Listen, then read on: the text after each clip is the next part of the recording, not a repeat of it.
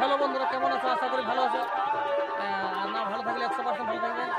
তো যারা যারা আমার এই চ্যানেলটাকে প্রধানসি ইউটিউবটাকে সাবস্ক্রাইব কমেন্ট শেয়ার নাই করে থাকো, তারা তাড়াতাড়ি কমেন্ট সাবস্ক্রাইব করবেন, যাতে এরকম নিত্য নতুন ভিডিও দিতে পারি। তো আজকে নাচ আছে বাঙ্গুরদা। তো এই যে মাস্টারদা অজিত কুমার নাচ চলছে। তো বিখ্যাত মাস্টারদার বাইয়েন, হ্যাঁ, যে এখন একাই ফাটান দিছে বন্ধুরা, বুঝলে, যে এখন একাই ফাটান দিছে, বিরাট ব্যাপার। আজকে নাচ দেখলাম, আমিও গাইলাম, খুব ভালো। হ্যাঁ, এই পুরা আজকে বিরাট ঢুকে দিল। তো দাদা বলে বাইয়েনটা ভালো লেগেছে। হ্যাঁ, ভালো হয়েছে। এখন অনেক লাগছে কম বয়স ছিল তো। বাগুড়দায় কোন কোন পার্টি নাচ চলছে? এই আমি একটা আছে আর চিড়িয়া। মাস্টারদাকে বলছে যে মাস্টারদা মানে স্কুলের টিচার।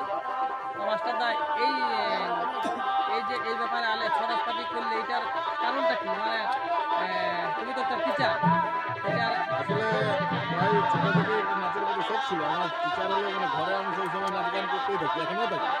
তোমরা হয়তো ভিডিও দেখে থাকি, আমি যদি টিচার ঘরে থাকি না, আমি আমার বেটা আমরা নাচ গান করতেই থাকি। আমি যদিও পড়াশোনাটা বাইরে করছি মেদিনীপুরে, আমাদের এখানে আসার পর একটা ক্লাব খুলেছিল, এই ক্লাবটা যে ক্লাবটা চলছে ফুটবল খেলতাম, সরস্বতী পুজোয় সমাজ করতাম। তখন আমাদের ওইখানে মোড়ে বসে গল্প হলো যে আমরাই নাকি তখন আমরা ওই শুরু করা আমাদের নিজেরা নাচতে শুরু করি। তখন এই বছর আমরাই নাকি কুড়ি কুড়ি করে গেলাম, আমাদের সেটিং মাসে তারপরে সবাই বলছে ভালো চলছে।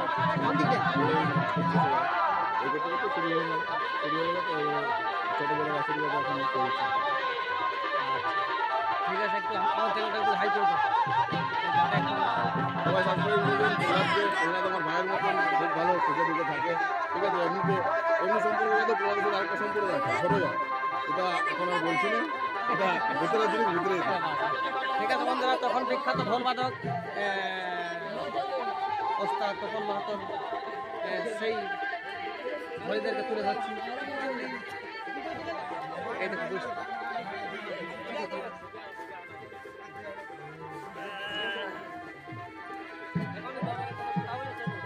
এই দেখো বন্ধুরা, এইটা হচ্ছে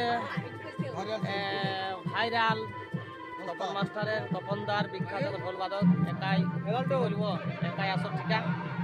তো তোমার নাম কি? আমার নাম দেবেন বাদ্যকর। তোমার নাম দেবেন বাদ্যকার। আচ্ছা, তোমার ঘর কোথায়? আমার ঘর হলো পুরুলিয়া ভাঙড়া গ্রামে। আচ্ছা, পুরুলিয়া ভাঙড়া গ্রাম। হ্যাঁ, আচ্ছা, তো এই মাস্টারদের পাঠিয়ে ঢোল বাজাচ্ছ, কেমন লাগছে?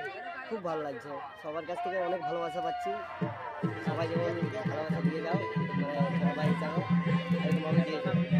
আসরে ঢোল বাজায় যখন দু একটা ফেরি পাই, তখন কেমন লাগে? হ্যাপি লাগে, মানে নিজেকে একটা হিরোয়েরও ফিল আছে।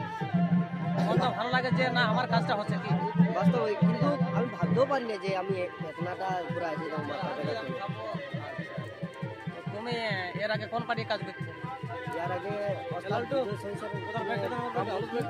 আর মাস্টার দলে আসা হয়েছিল, আমি কাঁসা বাজাতে এসেছিলাম, ঠিক আছে। আচ্ছা, আর এই করে মানে কি বলবো, দেখলাম নিজের বাড়িগুলো আস্তে আস্তে চলে গেল।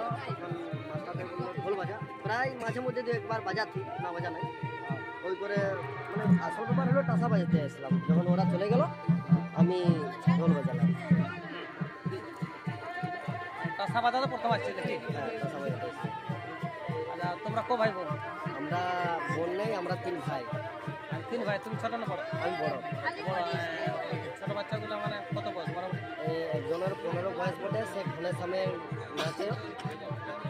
আচ্ছা, তো এই যে একাই ঢোল বাজায় কষ্ট লাগে নাই? না না, কষ্ট লাগে না, ফুর্তি লাগে। মানে সবাই বলে সবারই যে দুটা বাইনে মানে একটু হলে কষ্টটা কম হয়। তো তুমি কিরকম মনে হয়? না, আমি এগুলা কিছু মনে করি না, কারণ একা বাজাতে যে একটা ইন্টারেস্ট লাগে, মানে ডবলও লাগে না লাগা নেই, মানে একা বাজালে নিজের রকম কিছু একটা করতে পারি। হ্যাঁ, যেমন একক ওস্তাদি নাচ, হ্যাঁ, যে কোনো ওস্তাদি নাচ ও নিজের ইচ্ছা মতো চাল চলন করতে পারে, সেরকম তুমি বলতে পারো। সেরকম ভাবে আমি গান করতে পারি। তো বলতে হচ্ছে যে একাই মনের মতন যে কোনো প্লেয়ার ঢুকুক বাজাতে, মানে যেরকম চাউনি দেখ একাই বাজাতে মজা লাগে, কি? নিশ্চয়ই নিশ্চয়ই। আর দুটা বায়ানও ভালো হয়, আসরটা ঘর থাকে, ঠিক থাকে, আছে, থাকে। হ্যাঁ, হ্যাঁ, ঠিক। কষ্টটা কম হয় দুটা বাইরে থাকে। মানে ছৌ জগতে কষ্ট বলে কিছু বুঝি না, আমাকে হেভি করতে লাগে। আচ্ছা, তো তোমাকে তো মনে হচ্ছে যে তোমার বয়স কত? আমার বয়স এই 17 হবে। 17। হুম।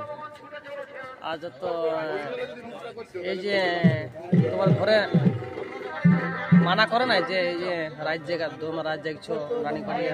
না না, আমি ঘরে বলেই দিয়েছিলাম যখন মানে পড়াশোনা ছেড়ে দিয়েছি ক্লাস, যখন ঘরে আমাকে বলেছিল যে আর কিছু হবে না, তখন ওই করে আমার ছোট থেকে মানে গান বাজনার প্রতি একটা খুব আকর্ষণ ছিল।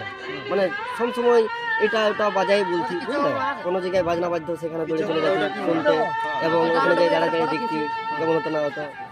আর ঘরে একটা মানে একটা ঢোল ছিল, যা হয়তো বাবা এরকম ব্যান্ডেই কাম করে, বাবা ছোট ছোট বাঁশি বাজাতো, আর ওই করে লোকে বাজাতো, সেইগুলো শুনে আসে এসে ঘরে প্র্যাকটিস করতো, ওই করে হয়েছে।